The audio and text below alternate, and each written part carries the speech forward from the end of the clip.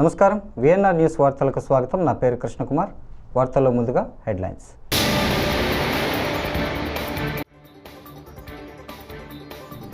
అహ్మదాబాద్లో కూలిపోయిన air India విమానంలో 242 మంది ప్రయాణికులు.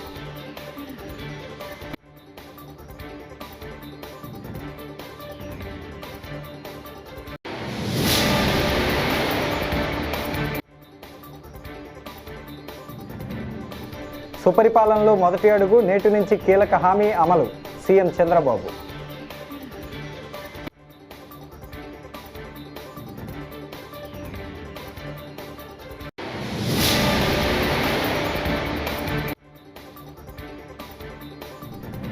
రెడ్ బుక్ రాజ్యాంగం పేరుతో అరాచకం, హామీల పేరుతో 5 కోట్ల మంది ప్రజలకు వెన్నుపోటు.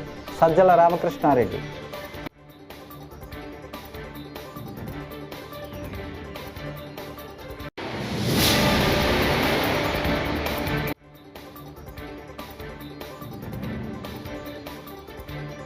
మానసికంగా ఆ రోజే చచ్చిపోయా, నా పరిస్థితి ఎవరికీ రావద్దు.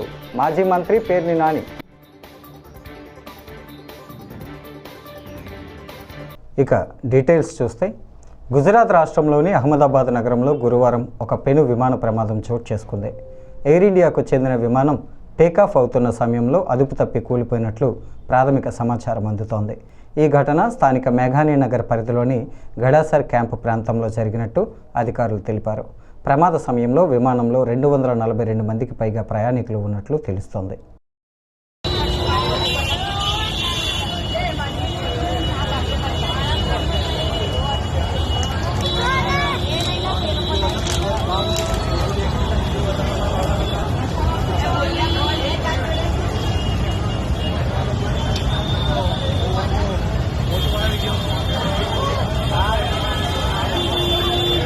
चला है 223 जितने पैसेंजर थे। यहाँ पे जिस बिल्डिंग के ऊपर गिरी है वो डॉक्टर्स का हॉस्टल है। तो इंसिडेंट बनने के विदिन 2-3 मिनट्स में पुलिस, बाकी सभी बॉडियाँ, सिविल एडमिनिस्ट्रेशन, कॉर्पोरेशन वगैरह सभी लोग आ गए थे। फायर फाइटर वगैरह स्थल पे हाजिर है। लोगों को बचाने की और रेस्क्यू करने की कार्रवाई जारी है। ऑलमोस्ट 70 से 80% एरिया हमने क्लीन कर लिया, बाकी आने समय में हम लोग क्लियर कर लेंगे। मैं सभी मीडिया के मित्रों से रिक्वेस्ट करता हूँ, सभी हमसे सहयोग करें। जितनी पुलिस, उसके अलावा जितनी भी agency, army, BSF, CISF, corporation, collector office के सभी स्टाफ सभी यहाँ काम में लगे हुए हैं। प्लीज़ हमसे सहयोग करिए और थोड़ी सी हमारे लिए जगह बना के रखिए ताकि हम एम्बुलेंस को ग्रीन कॉरिडोर बना के हॉस्पिटल तक पहुँचा सकें। ఎన్నికల సమయంలో ఇచ్చిన హామీకి అనుగుణంగా సుపరిపాలనలో తొలి అడుగు వేశామని ముఖ్యమంత్రి చంద్రబాబు నాయుడు అన్నారు. నేటి నుంచి తల్లికి వందనం పథకాన్ని అమలు చేస్తున్నామని చెప్పారు. ఒక కుటుంబంలో ఎంతమంది పిల్లలున్నా అందరికీ తల్లికి వందనం పథకం ఇస్తున్నామని తెలిపారు. కూటమి ప్రభుత్వం ఏర్పడి గురువారంతో ఏడాది పూర్తి చేసుకున్న సందర్భంగా ఈ హామీని నెరవేరుస్తున్నట్టు ఆయన తెలిపారు. ఉండవల్లిలోని ముఖ్యమంత్రి క్యాంప్ కార్యాలయంలో గురువారం నిర్వహించిన మీడియా సమావేశంలో చంద్రబాబు మాట్లాడుతూ సూపర్ 6 హామీలో ఇది ఒక కీలకమైన పథకమని పేర్కొన్నారు. అప్పటికి ఇప్పటికి డిఫరెన్స్ మీరు ఒకసారి చూస్తే, వాళ్ళు 42,61,965 మందికి అమ్మఒడిచ్చారు. ఈ ప్రభుత్వం 67,27,164 మందికి తల్లికి వందనం ఇస్తున్నాం. తేడా 24,65,199. ఆ రోజు వాళ్ళు ఖర్చు పెట్టింది, తల్లులకు అకౌంట్లో వేసింది 5,540 కోట్లు. ఈరోజు మేము అకౌంట్లో వేసేది 8,745 కోట్లు. వ్యత్యాసం 3,205 కోట్లు ఒక్క తల్లికి వందనంలో మాత్రం. అందులో ఈరోజు 1,346 కోట్ల రూపాయలు డెవలప్మెంట్కి వెళ్తుంది. టోటల్గా ఖర్చు పెట్టేది 10,091 కోట్ల రూపాయలు తల్లికి వందనం కింద డెవలప్మెంట్ తల్లుల అకౌంట్కి వెళ్లే పరిస్థితి వస్తుంది. 1వ తరగతి 10వ తరగతి అవి కూడా క్యాలిక్యులేషన్లు తీసుకున్నాం, జీవో ఇష్యూ చేశాం. అడ్మిషన్స్ కాలేదు. అడ్మిషన్స్ అవుతానే వాళ్ళ అకౌంట్ కూడా తల్లుల అకౌంట్కి డబ్బులు వెళ్తుంది. చంద్రబాబు నేతృత్వంతో ఏడాది కిందట సరిగ్గా ఇదే రోజున ఏర్పడిన కూటమి ప్రభుత్వం తన పాలనతో ప్రజలకు చీకటి రోజులను మిగిల్చిందంటూ వైఎస్ఆర్సీపీ రాష్ట్ర సమన్వయకర్త సజ్జల రామకృష్ణారెడ్డి మండిపడ్డారు. తాడేపల్లి వైఎస్ఆర్సీపీ కేంద్ర కార్యాలయంలో ఏడాది పాలనతో ప్రజలకు వెన్నుపోటు పొడిచిన కూటమి ప్రభుత్వ వైఫల్యాలపై వైఎస్ఆర్సీపీ ప్రచురించిన పుస్తకాన్ని పార్టీ ముఖ్య నేతలతో కలిసి ఆయన ఆవిష్కరించారు. ఇదిగా జరుగుతూ ఉంటుంది పాలనా వ్యవహారాలు. కానీ 2019-24 మధ్య ఇంతే ల్యాండ్ స్లైడ్ విక్టరీతో ఇంతకంటే ఎక్కువ, ఎందుకంటే ఒకే పార్టీ ఒక సింగిల్ పార్టీగా వైఎస్ఆర్సీపీ పోటీ చేసి ఆ రోజు 151 సీట్లతో గెలిచినప్పుడు ఇదే రకంగా ఒక ఘనమైన విజయంతో 19లో పాలన మొదలుపెట్టారు జగన్మోహన్ రెడ్డి గారు. సో అప్పటికి ఒక గీటురాయి ఏర్పాటు చేశారు, ఒక కొలబద్ద 19-24 మధ్య తన పాలనతో జగన్మోహన్ రెడ్డి గారు. 24 అంటే ఏడాది క్రితం చంద్రబాబు నాయుడు గారు మళ్ళీ అధికారంలోకి వచ్చారు. 3 పార్టీలు కలిసి అత్యంత భారీ మెజారిటీతో అధికారంలోకి వచ్చాడు. 3 పార్టీలు కలిసి. అప్పటి నుంచి ఈ సంవత్సరం అయింది. ఇప్పుడు సహజంగానే జగన్మోహన్ రెడ్డి గారి పాలనలో తొలి ఏడాది, చంద్రబాబు నాయుడు గారి పాలనలో తొలి ఏడాది ఎట్లుంటుంది అనేది కంపారిజన్ రాష్ట్ర ప్రజలందరూ గమనిస్తున్నారు. మేధావులు, విశ్లేషకులు కూడా దాన్ని అనలైజ్ చేస్తున్నారు. సహజంగానే అంతటి ఘనమైన పాలన అందించిన పార్టీగా వైఎస్ఆర్సీపీ ఈరోజు ఈ రెండింటిని బేరీజు వేసి ఇది వాస్తవ చిత్రం అని చూపే ప్రయత్నం చేసింది. అందులో భాగంగానే జూన్ 4న ఒక్క హామీని కూడా నిలబెట్టుకోకుండా పూర్తిగా అలవిగాని హామీలు ఇచ్చి భ్రమలో పెట్టి చంద్రబాబు నాయుడు గారు అధికారంలోకి వచ్చారు అని ముందు నుంచి చెప్తున్నాము. ఆచరణలో అదే జరగడం, పైగా ఎక్కడ గొంతు పెగలకుండా, నోరెత్తకుండా, క్వశ్చన్ చేయకుండా అన్ని గొంతుకలను రెడ్ బుక్ పాలన పేరుతో, రాజ్యాంగం పేరుతో తొక్కి పెట్టడం, ఈ రెండు, దాంతోపాటు ఆ మాటున అవినీతికి అడ్డగోలుగా తెరలేపడం పైనుంచి కింది వరకు. ఇవి జరుగుతున్నాయి అంటున్నాం. జరుగుతూ సంవత్సరం కూడా అయిపోయింది. సో ఏడాది సందర్భంగా వాళ్ళు పెట్టుకున్నట్టున్నారు ఈరోజు మాది బ్రహ్మాండమైన సుపరిపాలన అని. ఎంతటి చీకటి పాలన, ఎంతటి దుష్పరిపాలన అని చెప్పడానికి విత్ ఎగ్జాంపుల్స్తో విత్ కలర్ ఫొటోస్తో సహా ఈరోజు వైఎస్ఆర్ కాంగ్రెస్ పార్టీ ప్రజల ముందుకు ఈ పుస్తకం తీసుకొచ్చింది. 160 పేజీల దాకా ఉంది. దీంట్లో కాంట్రాస్ట్ జగన్ అంటే నమ్మకం, చంద్రబాబు అంటే మోసం. నితిన్ హీరోగా శ్రీరామ్ వేణు తెరకెక్కించిన చిత్రం తమ్ముడు. సప్తమి గౌడ హీరోయిన్గా లయ ఓ కీలక పాత్రను పోషించారు. జూలై 4న ఈ సినిమా విడుదల కానుంది. ఈ సందర్భంగా హైదరాబాద్లో నిర్వహించిన తమ్ముడు ట్రైలర్ లాంచ్ ఈవెంట్లో నితిన్ మాట్లాడారు. సో సినిమా గురించి పక్కన పెడితే I want talk about the team and the technicians. ముందుగా మా కెప్టెన్ ఆఫ్ ద షిప్ మా వేణు శ్రీరామ్ గారు, మా అందరికంటే కూడా తను చాలా కష్టపడ్డాడు. అంటే సినిమా అంతా షార్ట్ ఇన్ ఫారెస్ట్ వాళ్ళు మొత్తం అంతా. సో ఆ పర్సనాలిటీ వేసుకొని దుంకుతూ గింతుతూ కింద పడుతూ లేస్తూ చాలా కష్టపడ్డాడు నాకంటే కూడా. So thank you darling, thank you very much. And next Laya garu, welcome back to Telugu cinema. మీ లేకుంటే సినిమా లేదు. You are the soul of the film. So thank you so much for being part of this film. And Saptami garu, welcome to Telugu cinema మళ్ళీ. ఈ సినిమాలో I think నా కెరీర్లో నాకు ఇది నా ఫస్ట్ సినిమా అనుకుంటా విత్ అవుతా. ఓకే సరే, లీవ్ ఇట్ సరే, జూలై 4 చూసుకుంటారు. So all the best. I hope you achieve much success in this industry. And next Shashika, దీన్ని చూడడానికి ఇలా ఉంటుంది. సినిమాలో అయితే అసలు ఈ కాంటిన్ లైక్ మీరు అసలు గుర్తుపట్టలేరు, అంత డేంజరస్గా అంత వైలెంట్గా ఉంటుంది తన క్యారెక్టర్ సినిమాలో. But is very soft heart person. So welcome to this industry and all the best. And ఇవాళ ఈ విజువల్స్ ఇంత బాగా వచ్చాయంటే దానికి కారణం గుహన్ గారు. అసలు this film is not that easy to make. చాలా చాలా కష్టపడ్డారు the team, the core technicians. So thank you sir for the wonderful visuals.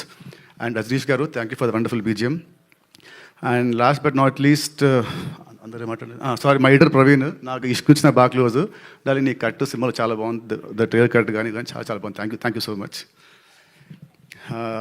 And last not least ఈ బ్యానర్ మా అంకుల్ దిల్ రాజు గారు, ఈ ఫస్ట్ సినిమా స్టార్ట్ అయింది విత్ దిల్తోనే.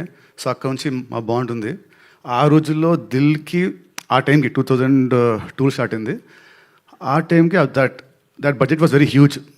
నాకు గుర్తుంది ఆ రోజుల్లో ఉట్టి ఫస్ట్ ఒక సాంగ్కి సెట్ సాంగ్కి వి స్పెండ్ సమ్ 50-60 lakhs ఆ రోజుల్లో. సో గుర్తుంది. సో ఆ రోజు అంత ఖర్చు పెట్టాడు నా మీద. అండ్ ఆ సినిమా పెద్ద హిట్ అయింది.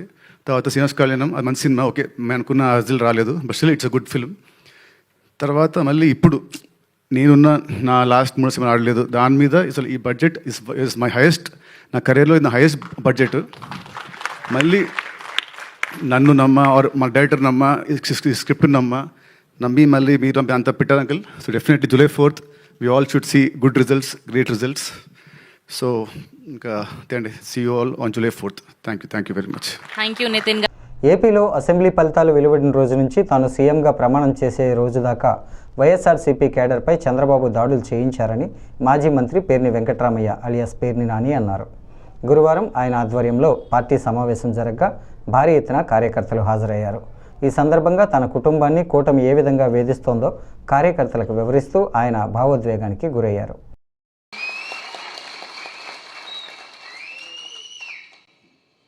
ఇవాళ మీ అందరితో కలిసి అసలు మాట్లాడాలి అనుకున్నటువంటి అంశాలు ఏంటి అనే దాని మీద చెప్తే, ఏంటి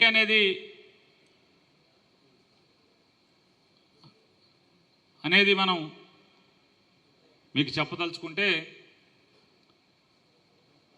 ప్రభుత్వం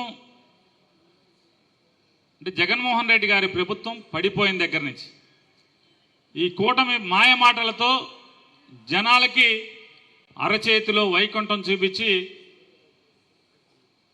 గద్దెనెక్కినటువంటి ఈ కూటమి ప్రభుత్వం ఎక్కిన దగ్గర నుంచి ముందుగా కార్యకర్తల్ని కొడతంతో మొదలుపెట్టారు. ఎన్నడూ లేని విధంగా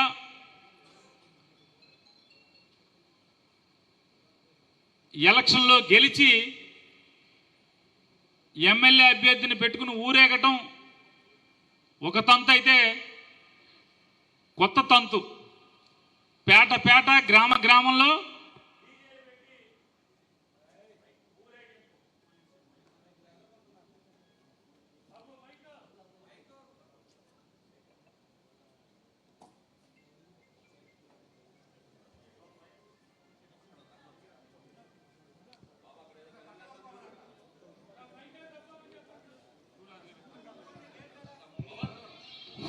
చెక్ వచ్చింది కొద్దిగా ముందుకు వచ్చాయి. నన్ను గ్రామాన పేటలో సందుగొందుల్లో డీజేలు పెట్టి ఊరేగింపు. ఆ ఊరేగింపు ఎందుకయ్యా అంటే, అప్పుడు దాకా ఓట్లు అడిగేదాకా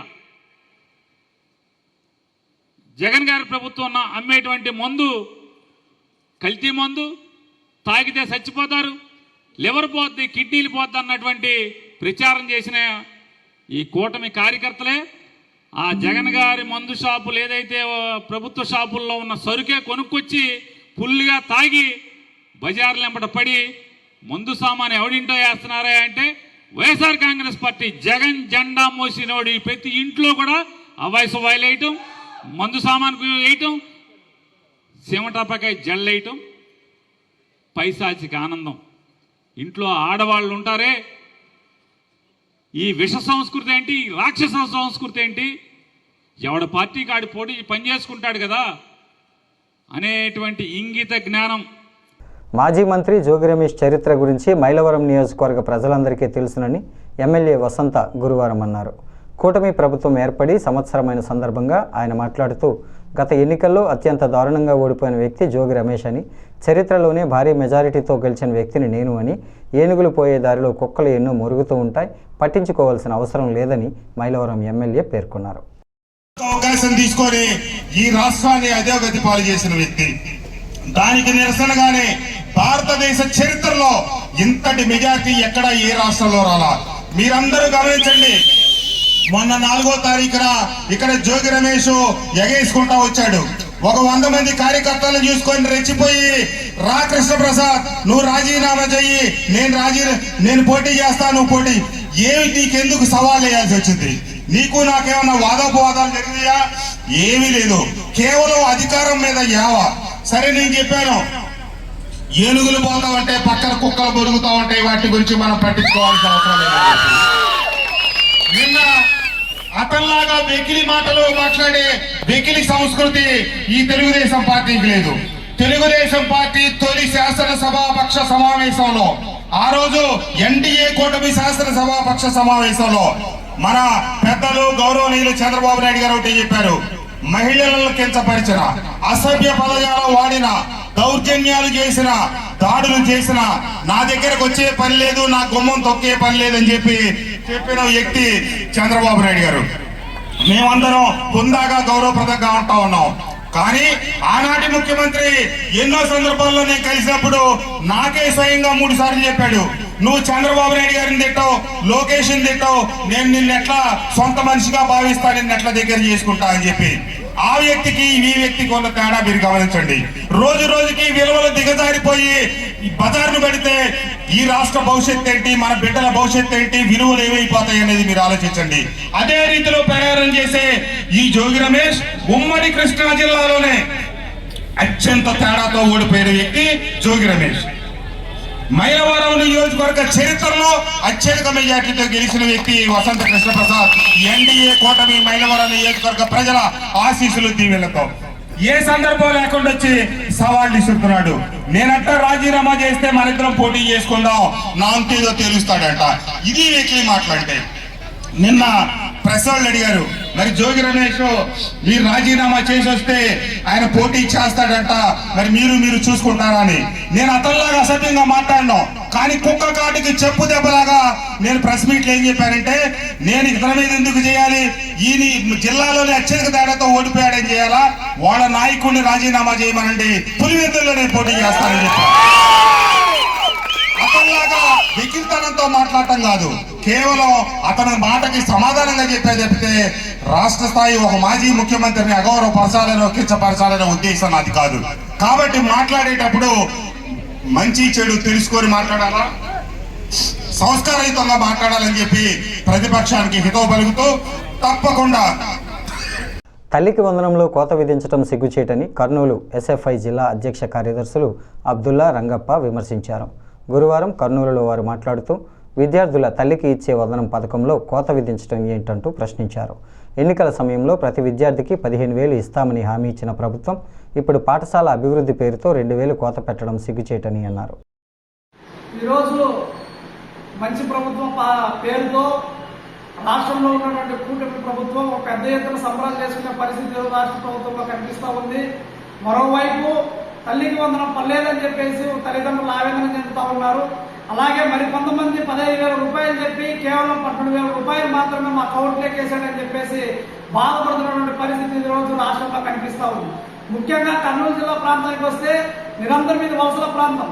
అలాంటి వలసల ప్రాంతంలో అంతో ఇంతో కొద్ది వరకు మా పిల్లలు చదివితే బాగుంటుందని చెప్పేసి ప్రైవేట్ పాఠశాలలో చేర్పిస్తున్నటువంటి తల్లిదండ్రులు అంతో ఈ 15,000 రూపాయలు ఇస్తే కొద్ది వరకైనా ఫీజు కట్టే దాంట్లో ఉపయోగపడుతుంది అని చెప్పేసి మరికొంతమంది భావిస్తే, ఇంకో కొంతమంది అయ్యో ఈ డబ్బులు ఏమైనా వస్తే అంతో ఇంతో పిల్లలకు మంచి చదువు చదివించడానికో అంతో బట్టలు గిట్టలు కొనిపించుకోవడానికో ఉపయోగపడుతుందని చెప్పేసి భావించే తరుణంలో ఈ రోజు రాష్ట్ర ప్రభుత్వం కేవలం 12,000 రూపాయలు మాత్రమే ఇచ్చి 2,000 రూపాయలు మేము కాలేజీ మరియు స్కూల్ డెవలప్మెంట్ కోసం ఉపయోగించుకుంటామని చెప్పడం సిగ్గుచేటు.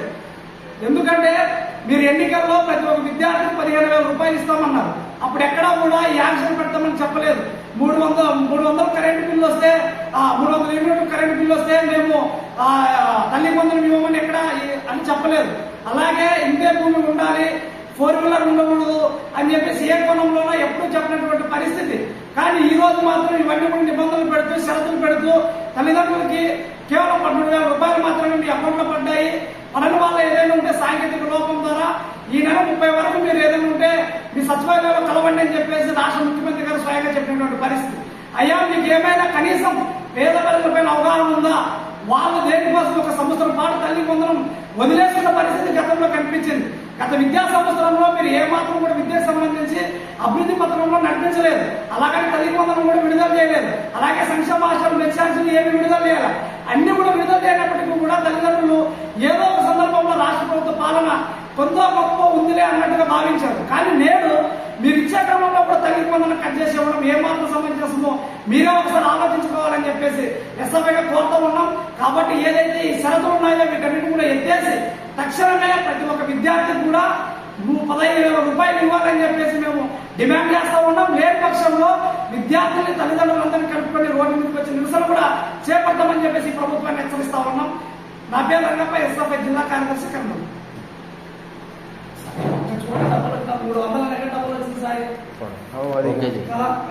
కూటమి ప్రభుత్వం అధికారంలోకి రాగానే అమలు చేస్తామన్న తల్లికి వందనం పథకానికి మంగళం పాడారని నియోజకవర్గ యువజన విభాగం అధ్యక్షుడు కిషోర్ కుమార్ రెడ్డి విమర్శించారు. ఈ సందర్భంగా గురువారం జీడి నెల్లూరు మండల కేంద్రంలోని వైఎస్ఆర్ విగ్రహం వద్ద ఏర్పాటు చేసిన మీడియా సమావేశంలో ఆయన మాట్లాడుతూ రాష్ట్ర పార్టీ పిలుపు మేరకు ఈ నెల 13న జిల్లా కలెక్టర్ కార్యాలయం ముందు నిరసన కార్యక్రమం ఉంటుందన్నారు. సూపర్ 6 హామీలు అనే పథకాలతో కూటమి సర్కార్ ప్రభుత్వాన్ని ఏర్పాటు చేసింది.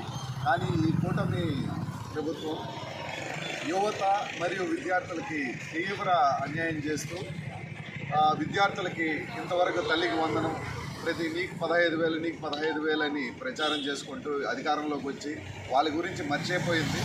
అలాగే ఫీజు రియంబర్స్మెంట్ ఇప్పటి వరకు చెల్లించనే లేదు. దాదాపు 87 లక్షల మంది విద్యార్థులు 23 లక్షల మంది పేద విద్యార్థులు ఫీజు రియంబర్స్మెంట్ కోసం కాయలు కాచేలా ఎదురు చూస్తున్నారు. కావున అలాగే నిరుద్యోగులు దాదాపు 20 లక్షల మంది పైగా నిరుద్యోగులు మన రాష్ట్రంలో ఉన్నారు. వాళ్ళకి కూడా నిరుద్యోగ వృత్తి ఇవ్వలేదు. మరియు జాబ్ క్యాలెండర్ కానీ లేదు డిఎస్సి 16,000 అని ప్రకటించినటువంటి ముఖ్యమంత్రి నారా లోకేష్ గారు కానీ ఎటువంటి డిఎస్సి నోటిఫికేషన్ ఇవ్వలేదు. ఇవన్నీ ఆర్భాటాలే తప్పించి అధికారంలోకి వచ్చాక అమలు చేసే పరిస్థితి ఏ రకంగానూ కనిపినందువలన రేపు యువజన విభాగం మరియు విద్యార్థి విభాగం ఆధ్వర్యంలో ప్రతి కలెక్టరేట్లోనూ అలాగే ఇక్కడ చిత్తూరు కలెక్టరేట్లో ఆందోళన నిర్వహించి దాని మీద రిప్రజెంటేషన్ ఇవ్వాలని వైఎస్ఆర్సీపీ ప్రభుత్వం మా ముఖ్య అధినేత జగన్మోహన్ రెడ్డి గారి ఆదేశాల మేరకు రేపు ఆందోళన కార్యక్రమం మరియు రిప్రజెంటేషన్ కార్యక్రమం ఇవ్వాలని నిర్ణయించాం. కావున పెద్ద ఎత్తున గంగాధర నెల్లూరు నియోజకవర్గం నుంచి యువత మరియు విద్యార్థులు వచ్చి ఈ కార్యక్రమాన్ని విజయవంతం చేయాలని మనస్ఫూర్తిగా కోరుకుంటూ ఇట్లు మీ యువజన విభాగం అధ్యక్షులు కిషోర్ కుమార్ రెడ్డి గారు. పొంగనూరు పట్టణంలోని కొత్త ఇండ్లో మున్సిపల్ హైస్కూల్లో గురువారం న్యాయ విజ్ఞాన సదస్సును నిర్వహించారు. ఈ కార్యక్రమంలో భాగంగా పట్టణ జూనియర్ సివిల్ జడ్జి కృష్ణవంశీ మాట్లాడుతూ బాల కార్మికులను అన్ని విధాలుగా చదువుకునే విధంగా ప్రోత్సాహం ఇవ్వాలని తెలిపారు. అదేవిధంగా ప్రభుత్వ పరంగా వారికి వచ్చే సదుపాయాలన్నీ వాళ్లకు చేరవేయాల్సిన బాధ్యత సంబంధిత అధికారులపై ఉందన్నారు. పని చేయకూడదు అని చెప్పారు. మళ్ళీ చిల్డ్రన్ అంటే డెఫినేషన్, చిల్డ్రన్ అంటే ఏ ఏజ్ ఎంత, మీ ఏజ్ ఎంత, 14. అంటే అక్కడ ఎట్లా డివైడ్ చేశారంటే 14 ఇయర్స్ కంటే తక్కువ ఉన్న పిల్లలు అసలు ఎక్కడ పని చేయకూడదు. ఏం చేయాలి? ఆ ఏజ్లో ఆడుకోవాలి, చదువుకోవాలి. ఫస్ట్ ఎడ్యుకేషన్ అన్నది మీరు కోల్పోకూడదు. అది నేను చెప్తుంది ఏంటంటే ఎడ్యుకేషన్ అనేది మిస్ అవ్వకూడదు. దాని గురించి మీకు అవగాహన చేయడానికి నేను వచ్చాను ఈరోజు. ఫస్ట్ ఆఫ్ ఆల్ 14 కన్నా తక్కువ ఉండే పిల్లలు మీరంతా చదువుకోవడం ఫస్ట్ ఇంపార్టెన్స్. అండ్ ఈ వయసులోనే మీరు ఆడుకోవాలన్నా లేకపోతే మీలో ఉండే టాలెంట్స్ మీలో కొందరు ఎవరో ఒకరు డ్రాయింగ్ బాగా వేసుకుంటారు, కొందరు స్కెచింగ్ కానీ, కొందరు ఒక గేమ్ బాగా ఆడుతుంటారు. అవి మనం కనుక్కోవాల్సిన ఏజ్ అది 14 కన్నా తక్కువ. కానీ కొందరు మన సిచ్యువేషన్స్ ఎలా ఉంటాయంటే ఇంట్లో పొజిషన్స్ కానీ ఇంట్లో నీడ్ ఉంటుంది. ఒక్కొక్కసారి ఫాదర్కి మదర్కి చిన్నపిల్లల్లోనే మనకి కూడా హెల్ప్ చేయాలని ఉంటుంది. కానీ ఆ హెల్ప్ చేయాలన్న వయసులో మీరు వెళ్ళి పని చేస్తామని కానీ కొందరు బిగ్ ఇండస్ట్రీస్లో పిల్లల్ని పని పంపిస్తారు. అలాంటి వాటికని ఎగెయిన్స్ట్గా మనం ప్రోపగాండా క్రియేట్ చేయాలని ఈ ప్రోగ్రామ్ పెట్టాము. సో చైల్డ్ లేబర్ ఎరాడికేషన్ కోసం నేను ఈరోజు పాటుపడుతున్నాను. అంటే కంప్లీట్లీ రిమూవ్ చేయాలి చైల్డ్ లేబర్ని. ఒకవేళ మన సిచ్యువేషన్స్ బాగాలేదు, మన ఇంట్లో సిచ్యువేషన్స్ బాగాలేదంటే ముందు పిల్లలుగా ఉన్నప్పుడు మీరు అంత బడ్జెట్ తీసుకోకూడదు. పిల్లలుగా ఉండేటప్పుడు మీరు పని మీరు వర్క్ చేయాలి. ఇంట్లో హెల్ప్ చేయండి ఎంతైనా ఇంట్లో.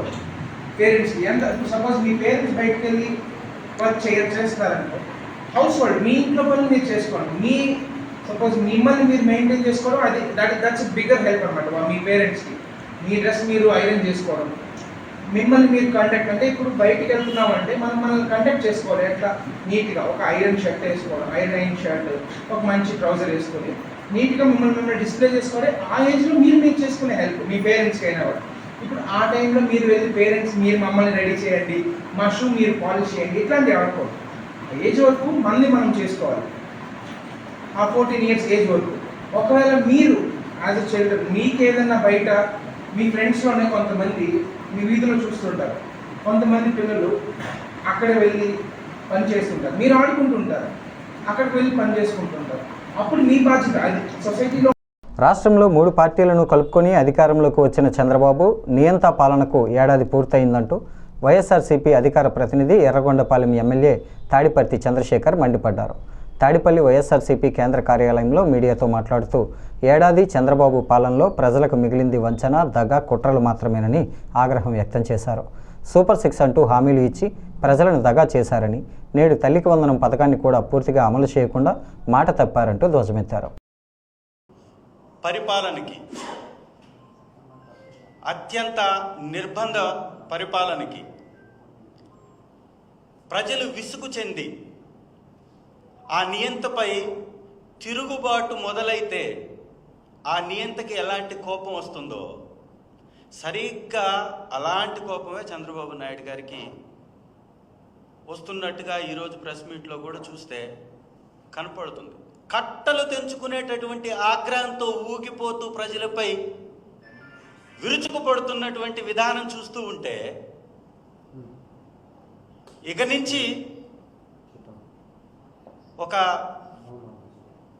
నాలోని కోపాన్ని చూస్తారు అనే విధంగా, ఇప్పటివరకు నేను బాగున్నాను, ఓపిక పట్టాను, ఇక నుంచి ఊరుకునే ప్రసక్తి లేదు అనే విధంగా డైరెక్ట్గా ప్రజల్నే భయపెడుతున్నటువంటి పరిస్థితి, వార్నింగ్ ఇస్తున్నటువంటి పరిస్థితి, కట్టలు తెంచుకునేటటువంటి ఆగ్రహం వారిలో కనపడుతూ ఉంది.